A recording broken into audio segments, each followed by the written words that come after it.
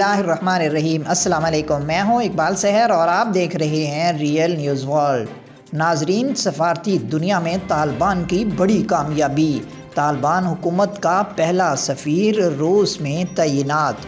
طالبان حکومت کے سفیر کی تعیناتی کو قبول کرنے والا روس پہلا ملک بن گیا ہے۔ عالمی خبر رساں ادارے کے مطابق طالبان حکومت نے روس میں اپنا سفیر مقرر کر دیا ہے۔ تجربہ کار افغان سفارتکار جمال غاروال روس میں افغان ناظم الامور ہوں گے۔ روس پہلا ملک ہے جس نے طالبان کے سفیر کی تعیناتی کو قبول کیا ہے۔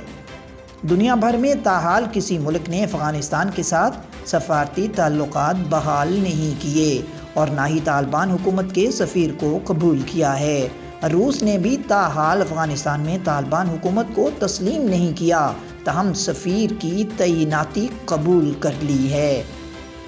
روس کے اس اقدام کو طالبان حکومت کو قبول کرنے کی جانب پہلا قدم کہا جا رہا ہے۔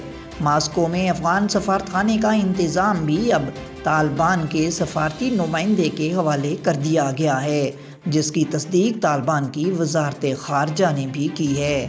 روس نے طالبان حکومت کے سفیر کو قبول کرنے کا اقدام یوکرین سے جنگ میں پابندیوں کے شکار ہونے کے بعد کیا ہے، جسے عالمی ماہرین صدر پوٹن کی جنگی چال قرار دے رہے ہیں۔